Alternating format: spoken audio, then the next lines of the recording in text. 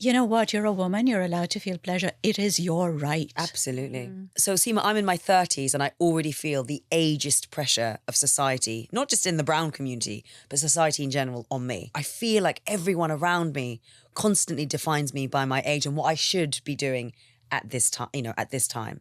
Well, you'll find that actually society is quite happy to define what you should be doing at any age, because if you're younger but you're not married, then you're not supposed to feel pleasure. Yeah. If you're married, and no matter how young you are, then you're supposed to feel pleasure, but only when your husband feels pleasure.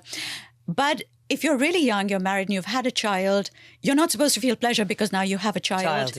So I'm sorry, but there comes a point when you're like, surely there was a time when, or there was somebody who ever said, you know what, you're a woman, you're allowed to feel pleasure. It is your right. Absolutely. Seema, it'd be great to hear from you about the different stages of your life and how your kind of sexual journeys happened and whether you're feeling more promiscuous than you were back then. And if you have any advice for women as we get older, or older women, any older women that are listening, to kind of talk to them about their sex lives. So I think the very first thing that I want to say is that we grow up with all of this baggage, that as you get older, you're not supposed to feel sexual, you're not supposed to feel pleasure.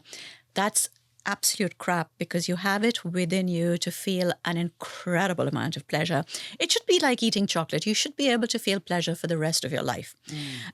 It's just that it changes as you get older. So if I could have an entire chocolate cake when I was in my 20s, now I can have a slice and leave me wanting a little bit more. But if I have any more, I'm going to end up with bloating. So, you kind of learn to deal with the changes in your body and your sexuality and your needs as you get older. So the first thing that I want you to know is that you will slow down. So it's not about throwing yourself on somebody and sort of gnawing your way, to an orgasm. Yeah. It's going to be slower, which is going to be more pleasant.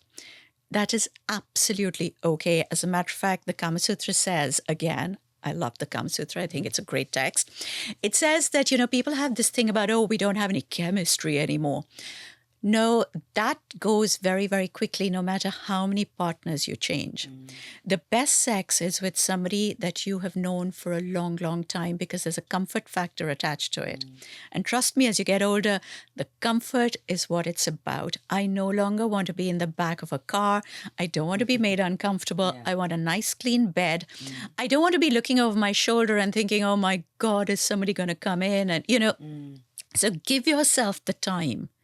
It does take more time, but give yourself the time. Say to yourself that you're going to use that time to pleasure yourself, and don't put yourself on the clock. The second thing is, there is this thing that people have about aphrodisiacs. And again, the Kama Sutra says there's no such thing that you can eat that's like pressing a button and suddenly you're like, whoa, I'm an amazing lover and I'm going to have a great orgasm.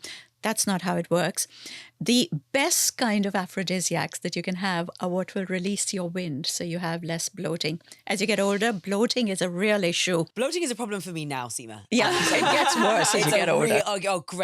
Great. It does. So have things that's going to make you feel less bloated, because that's where your arousal depends on. It's the blood flow to the genitals. If you're bloated, you're not going to have blood flow to the genitals. It actually stops you feeling aroused. And thirdly, if you really, really want that, but you don't know how to go for it, not porn. I never recommend porn, because I just think it does horrible things to your brain.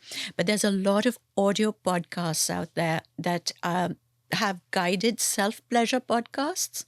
So go and listen to something erotic. Okay. You should totally have one, by the way. Your voice is I'm insane. really up for being your agent and pushing you. There is so much that we could do with you. Yeah.